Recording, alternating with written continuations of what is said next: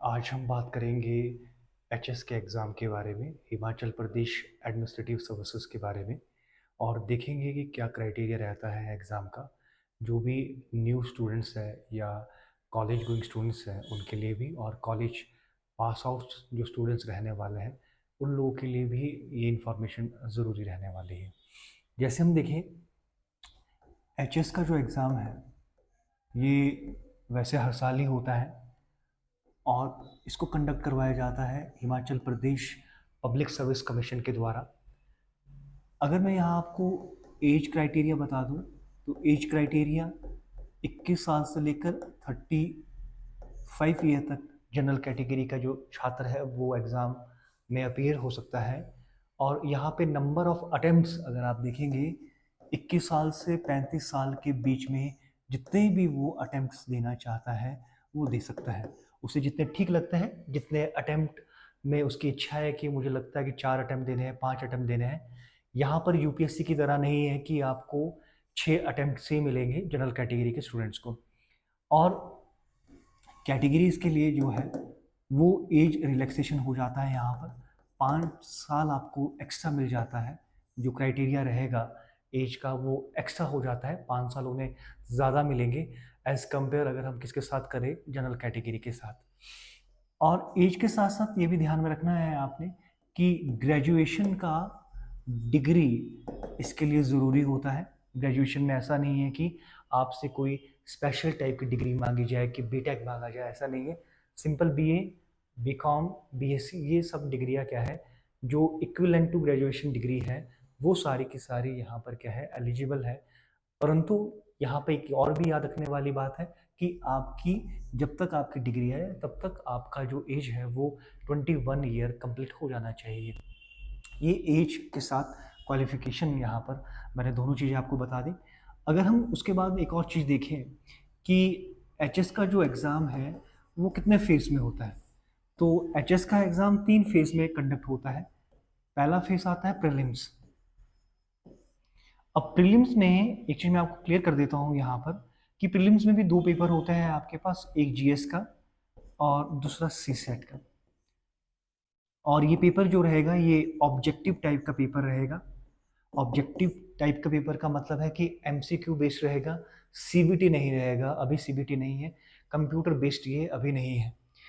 और जीएस का जो पेपर रहता है ये इसमें 100 सवाल आएंगे और हर एक सवाल 2 मार्क्स का रहेगा, तो ये टोटल कितना हो गया 200। और यहाँ पे जो नेगेटिव मार्किंग है वो 1/3 रहती है। दैट मीन कि अगर आपके 3 सवाल गलत हैं तो जो एक सही वाला जो आपने सवाल किया होगा वो आपका कंसीडर नहीं किया जाएगा, उसके नंबर आपके कट जाएंगे।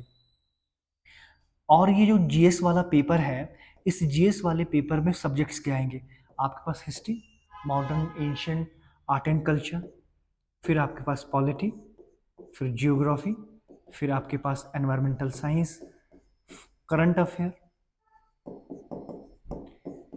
एचपीजीके।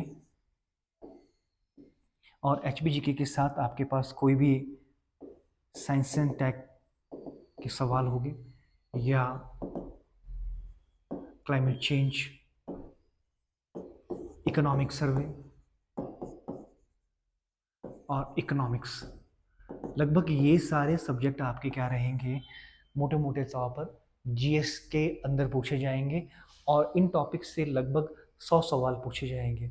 और ये वाला जो पेपर रहेगा, जीएस वाला पेपर रहेगा, इस पेपर के बेस पर ही आपकी क्या बनेगी, मेरिट बनेगी। और यहाँ पे कट ऑफ लगभग अगर आप 50 से 55% के आसपास स्कोर कर जाते हैं तो लगभग आप कट ऑफ क्लियर कर लेते हैं।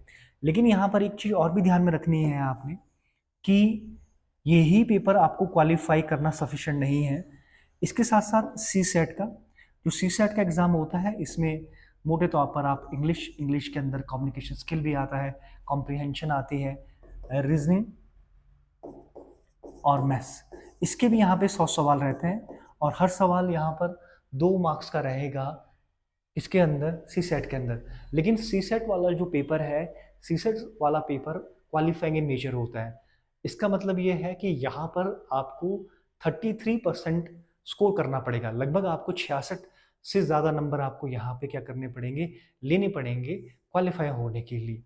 लेकिन एक चीज़ यहाँ पे ये भी है कि अगर आपका ये क्वालिफाई नहीं हो पाता ये वाला पेपर, तो इसमें आपके जितने मर्जी नंबर आ जाए कोई फ़र्क नहीं पड़ता, ये आपका क्या माना जाएगा, इसका वैल्यू नहीं होगा इस परिस्थिति में जब सी सेट आपका क्या ना हो क्वालिफाई। इसमें ज़्यादा नंबर लेने की आवश्यकता नहीं है, इसको क्वालिफाई करना है। उसके बाद मेरिट किस पे बनेगी, जीएस पे। अब मेरिट कैसे बनेगी, मेरिट बनेगी अगर 20 सीट्स आपके पास एचएस में आ रही है तो एक सीट के लिए लगभग मोटे मोटे तौर पर 20 स्टूडेंट मेंस में जाएगा, मतलब सेकंड फेज में जाएगा। तो 20 सीट्स के लिए कितने स्टूडेंट अंदर जाएंगे मेंस में, वो जाएंगे आपके पास 400। तो आपको इतना स्कोर करना पड़ेगा जीएस में कि आप टॉप 400 स्टूडेंट की रैंक्स में आप आ जाए। और साथ ही साथ में एक चीज ध्यान में और भी रखना है कि सीसेट भी आपका क्या होना चाहिए, क्वालिफाई होना चाहिए। और ये आपके पास क्या रहेगा, मेरिट बेस्ड के लिए, जो मेरिट के लिए रहेगा वो जीएस का पेपर इंपॉर्टेंट रहेगा।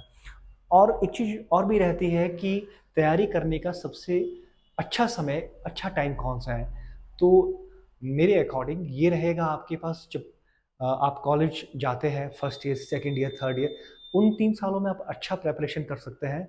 और जब तक आप 21 साल के और ग्रेजुएशन की डिग्री नहीं मिल पाती, तो उस फेज में सबसे बेस्ट है कि आप एचएस का प्रिपरेशन कर सकते हैं। जब आपका प्रीलिम्स क्वालिफाई हो जाएगा, प्रीलिम्स क्वालिफाई होने के बाद आप सेकंड फेज में एंटर करेंगे। और ये जो सेकंड फेज रहेगा ये आपके पास क्या रहेगा, रिटन रहेगा सेकंड फेज, इसको मेंस कहते हैं। मेंस में जो सब्जेक्ट होते हैं बेटा, ये आपके पास एक तरह से आपको, जिस तरह से आप स्कूल में पेपर लिखते हैं उसी तरह से मेंस का पेपर रहता है, ये रिटन पेपर रहता है मोटे मोटे तौर पर। तो इसमें जो शुरू के 2 सब्जेक्ट है बेटा, इंग्लिश और साथ में हिंदी, ये इंग्लिश और हिंदी कंपलसरी होता है पास करना। ये दोनों सब्जेक्ट 100 नंबर के आते हैं। और इन दोनों सब्जेक्ट में आपको क्या करना पड़ता है, कितना स्कोर करना पड़ता है, 40%। ये पेपर दोनों याद रखना आपने, इंग्लिश और हिंदी, इन दोनों पेपर्स में आपको 40% नंबर लेने, ऐसा नहीं इंडिविजुअल आपको 40% इसमें, 40% इसमें आपको स्कोर करना है। और उसके बाद जो बाकी सब्जेक्ट्स हैं, जैसे कि आपके पास एसए, GS1, GS2 और आपके पास GS3, GS1, GS2 ये सब 200 मार्क्स के हैं, एसए आपके पास 100 मार्क्स का है। उसके बाद ऑप्शनल, एक ऑप्शनल सब्जेक्ट भी आपको चूज करना पड़ता है जो आपके पास 200 मार्क्स का बनता है। ये ऑप्शनल वाला पेपर है। ऑप्शनल की जो लिस्ट है ये 31 सब्जेक्ट्स है, इनमें से आप चूज कर सकते हैं अपना ऑप्शनल, जिसमें आपको लगता है कि मैं इसमें अच्छा परफॉर्म कर सकता हूँ, वो सब्जेक्ट आप ऑप्शनल में ले सकते हैं। तो ये जो सब्जेक्ट्स हैं एसए के बाद, लगभग ये टोटल बन जाते हैं बेटा कितने, 900 मार्क्स के बनते हैं। अब आप बोलेंगे कि हिंदी और इंग्लिश, हिंदी और इंग्लिश मेरिट के लिए काउंट नहीं होता।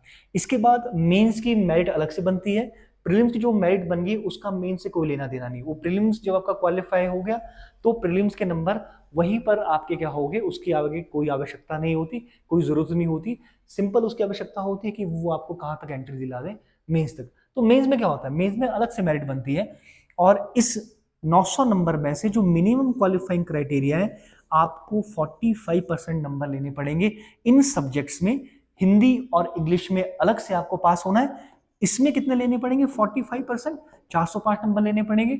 और जो हिंदी और इंग्लिश वाले थे उसमें आपको क्या करना है, 40%, पर उसके नंबर मेरिट के लिए काउंट नहीं किए जाएंगे। मेरिट के लिए ये पेपर है, इससे ही आपका क्या बनेगा, मेरिट बनेगा। तो जब आप यहाँ पे क्या होगा, जो थर्ड फेज है, जो इंटरव्यू का कॉल है, इंटरव्यू का कॉल किस बच्चे को आएगा, पर्सनालिटी टेस्ट का कॉल किस बच्चे को आएगा।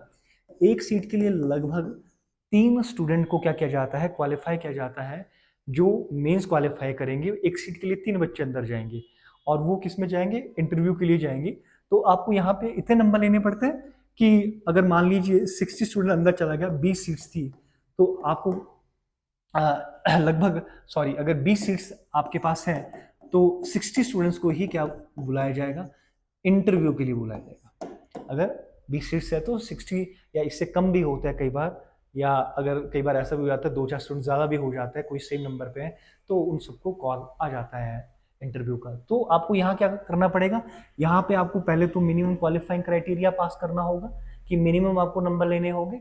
और मिनिमम नंबर लेने के बाद आपको क्या करना पड़ेगा, आपको मेंस की भी मेरिट में आना पड़ेगा।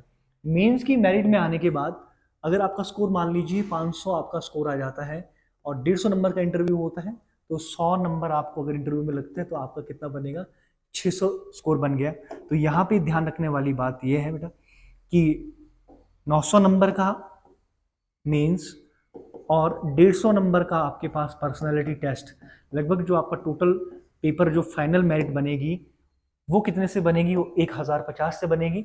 और इसमें से जितने आपके टोटल नंबर बनेंगे उसी के बेस पर आपको क्या मिलेगा, रैंक मिलेगा। जैसे रैंक 1 में एसटीएम वगैरह आ जाते हैं, उसके बाद जैसे आपके पास डीएसपी है या आपके तहसीलदार है, उसके बाद नीचे इस तरह से अलग अलग जो भी पोस्ट उस समय एडवर्टीज की होगी, एडवर्टीजमेंट होगी Himachal Pradesh public service commission की ओर से, तो उसके आधार पर आपको रैंक भी इसी टोटल 150 में से मिलेगा। ठीक है जी। और एक और चीज बता दूं कि जो ये आपका GS1 और GS2 है, इसमें आपके पास आएगा जैसे ऐसे का पेपर है, पूरा सिलेबस आपको यहाँ पर है, पूरा दिख जाएगा।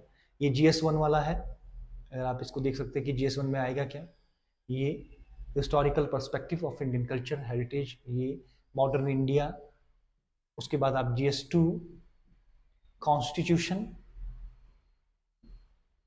और GS3 में आपके पास इकोनॉमी वाला सेक्शन जो है वो आपके आ जाएगा यहाँ पर। ठीक है, थैंक यू।